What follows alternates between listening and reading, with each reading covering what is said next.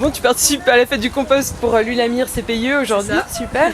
Et de quoi tu viens parler du coup dans le cadre de cette journée? Alors dans le cadre de cette journée, je parle de plusieurs choses. Ouais. Je parle du jardinage au naturel dans son ensemble, c'est-à-dire les différents paillages qu'on peut avoir dans le jardin, les auxiliaires, les animaux qu'on peut avoir aussi dans notre maison, dans notre jardin qui vont aider un petit peu pour éviter d'utiliser tout ce qui est pesticides ou les anciennes méthodes en fait qu'on avait. Je parle aussi des associations de plantes qu'on peut avoir dans son potager, toujours dans un but d'éviter d'avoir à mettre des pesticides. Et je présente aussi le projet 1 carré pour la biodiversité. Donc c'est un projet porté par tous les CPIE de France qui le souhaitent. Et le principe c'est de préserver un endroit, donc que ce soit les particuliers, les communes ou les écoles, qui gardent un endroit, que ce soit carré ou pas d'ailleurs, où on laisse pousser en fauche tardive pour permettre d'avoir des zones de refuge pour les espèces animales et végétales. Et pour pallier un petit peu cette urbanisation qui est de plus en plus importante et les tontes qui sont régulières et redonner un petit peu sa place à cette biodiversité ordinaire qui est parfois un peu. Donc voilà. D'accord. Ok, et donc on peut retrouver le nombre de mètres carrés qui sont disponibles en France Oui. Dans cette action-là? En effet, donc c'est un projet qui a été lancé par le CPIE du Périgord. Et du coup, il y a un site national. Donc en tapant 1 carré pour la biodiversité, on va trouver sur Internet le site Internet dédié. Et du coup, sur comment ça marche, comment avoir la charte, comment avoir des panneaux et le compteur national des mètres carrés engagés en France. Tu sais quel est le nombre à peu près aujourd'hui? Je ne me souviens plus trop, mais ça se compte en plusieurs milliers. Plusieurs milliers de mètres carrés engagés. D'accord, c'est pas mal. Ce qui est quand même super pour un projet qui est lancé seulement depuis quelques années. Donc on espère vraiment pouvoir le développer aussi maintenant sur les territoires du pays de Morlaix. D'accord. Avec toutes les communes qui le souhaitent, proposer des animations, accompagner les communes et puis tous les particuliers aussi qui sont motivés.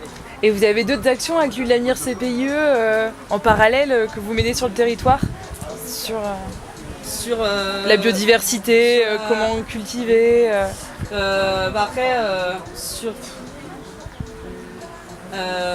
comment dire. Alors il y a sur comment cultiver, on a avec les écoles les projets 10 000 points nature. Donc ça sur lesquels je vais travailler aussi pour les écoles aussi pour avoir des zones aussi de préservation de la nature. Donc ça c'est financé par l'État et du coup là c'est pareil dans les écoles, avoir des coins justement où il y a un potager où justement pareil installer des petits gîtes à animaux, où on va avoir des jachères fleuries, pareil pour que les enfants ça puisse aussi leur servir d'un support pédagogique.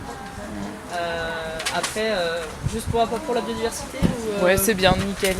Et du coup ce matin on était à la conférence de Philippe Munier et il nous disait que par exemple les hôtels à insectes finalement c'était bien comme support pédagogique mais que c'était pas terrible, sinon c'était pas si intéressant et pourtant on en voit vraiment partout. On en voit partout mais c'est plus un effet de mode je pense. Et c'est vrai que les hôtels à insectes souvent ça peut être c'est pas top parce que finalement on peut avoir plusieurs insectes qui vont peut-être se concurrencer dans le même hôtel, donc on va peut-être avoir une ou deux espèces, mais c'est vrai que c'est plus le côté joli, le côté esthétique. Donc tu conseilles quoi plutôt qu'un hôtel à insectes qui finalement... Un hôtel à insectes, moi je conseille plutôt de prendre des petits gîtes à insectes, pour mieux prendre un petit gîte à perce-oreille par exemple, comme ça, qu'on va accrocher dans l'arbre et qui servira pour lutter contre les pucerons ou ceci qu'un petit fagot avec du sureau pour que les abeilles solitaires ou les guêpes solitaires viennent s'y réfugier pour dynamiser peut-être un petit peu les espèces. Et il existe des centaines de petits gîtes comme ça qu'on peut installer dans son jardin sans tout regrouper dans un hôtel. D'accord. Et par exemple justement le petit pot, alors comment tu t'en sers? Tu mets de la paille à l'intérieur? L'idée c'est d'avoir des perce-oreilles je crois, ou de le mettre dans un arbre fruitier si je me trompe pas? Voilà c'est ça, en fait on va mettre un petit peu de paille dedans. D'accord. On va mettre un fil de fer à l'intérieur pour qu'il puisse tenir. On va pas l'accrocher directement parce que là les perce-oreilles ne sont pas dedans.